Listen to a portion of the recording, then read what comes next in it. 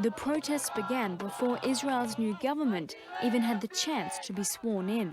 We are here to say in a very clear way, this is not a unity government, this is extreme right-wing government. But these few demonstrators are in the minority. Most Israelis voted for right-of-centre parties in February's elections.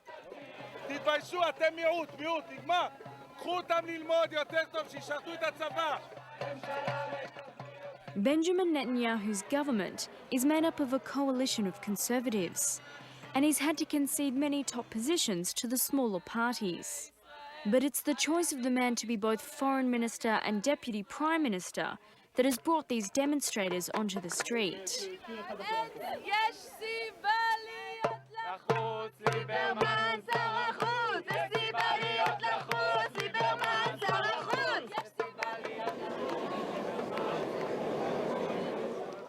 At the formal handing over of power, the new Foreign Minister, Avigdor Lieberman, turned the event into a scathing attack on the former Foreign Minister Tzipi Livni's peace process efforts under the previous government. וראיתי את כל ההצעות של אהוד אולמרט שהוא נתן אותם ביד נדיבה. לא ראיתי שום תוצאה. מתי מדינת ישראל הייתה הכי פופולרית, הכי חזקה בדעת הקהל בעולם? אחרי ניצחון במלחמת ששת הימים. Lieberman dropped a bombshell, declaring that the new government would no longer abide by the Annapolis peace accord, a 2007 deal made between the previous government, the Palestinians and President Bush, that was intended to speed up the creation of a Palestinian state. יש מסמך אחד שהוא מחייב אותנו, וזה לא ועידת אנאפוליס, אין לזה שום תוקף. News services buzzed with the story. Also in the news, a controversial first outing for Israel's new foreign minister, the ultra-nationalist Avigdor. And soon the diplomatic fallout began.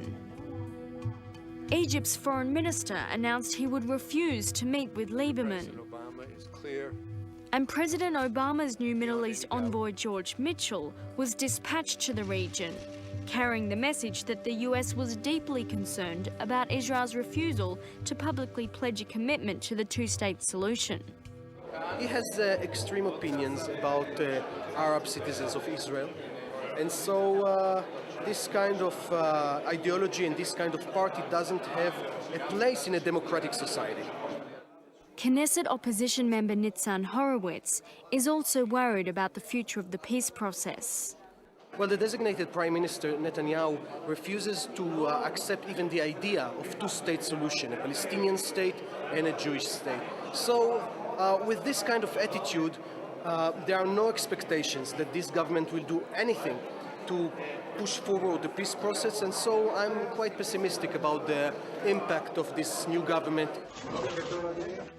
So who exactly is Avigdor Lieberman?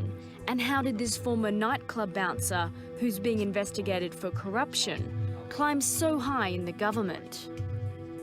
חשוב מבחינתי לציין שכל המשא ומתן על בסיס שטחים תמורת שלום זאת טעות גורלית, זאת טעות פשוט בלתי. Certainly, he has built a loyal following in Israel through hardline statements like that.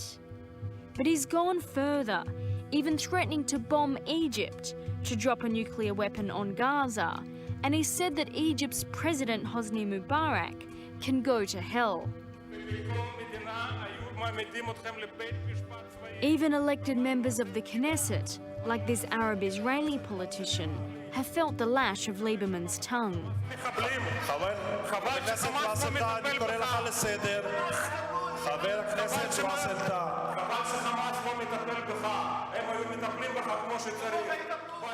His party, Yisrael Betanu, or Israel is Our Home, was once considered a far-right fringe party. לא למשא ומתן, לא ישיר, לא עקיף, לא הפסקת האש.